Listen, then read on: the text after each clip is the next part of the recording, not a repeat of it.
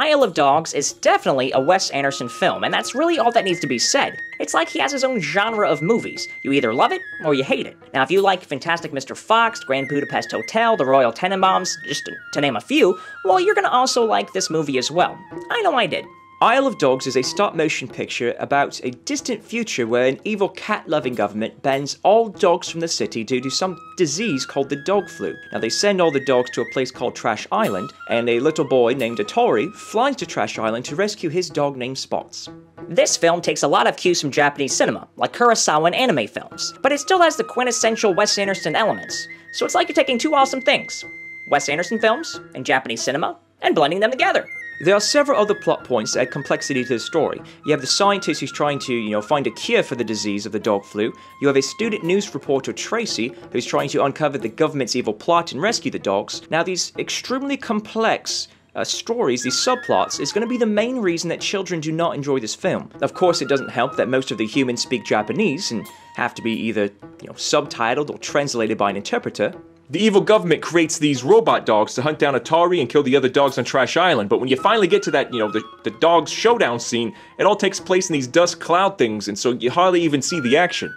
Once the government's evil plan to kill all of the dogs on Trash Island is revealed halfway through the film, you have a lot of tension that builds as two groups try to stop it. You have Atari and the dogs who are trying to escape from Trash Island to go have a showdown with the government, while at the same time Tracy's trying to use the newspaper to shed light on the government's evil plot! The comedy here is intelligent and clever, so it's not stupid fart jokes making you laugh. In fact, most of the humor will only make you smile, maybe chuckle here and there. I mean, it's not gut-busting comedy, but I'd still put it in the comedy genre. The stop-motion animation is absolutely stunning. Each scene is remarkable, and it's worth the price of admission. Each dog has a distinct look, and each piece of trash is meticulously made.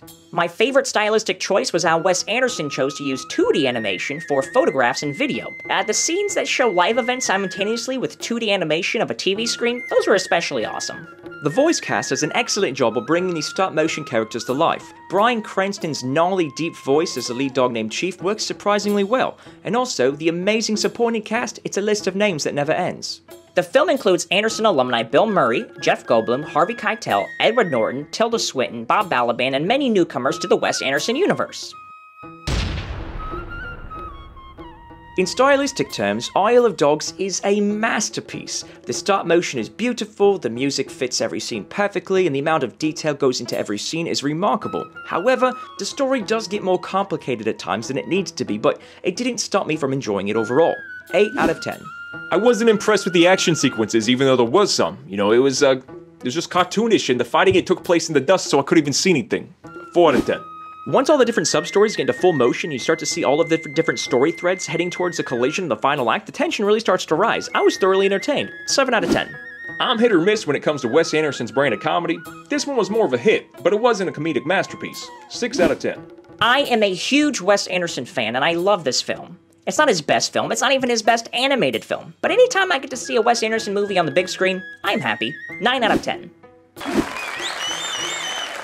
We here at Who's Review give Isle of Dogs the overall rating of Grand Isle of Fantastic Dogs Kingdom. If you are a Wes Anderson fan, you are definitely going to enjoy this film. It is a beautiful film with meticulously crafted details throughout that'll make the rewatchings of this film even more enjoyable. It incorporates Japanese cinema while also staying true to what Wes Anderson fans have come to know and love, which could turn some people off from the film, but I think most people will leave the theater thinking, I love dogs.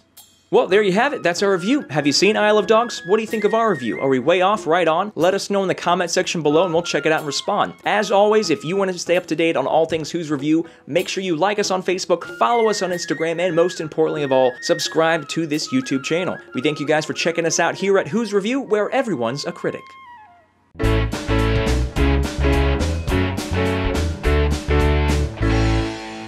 The comedy here is intelligent and clever, so it's not stupid fart jokes making you laugh. In fact, the humor here, what the crap?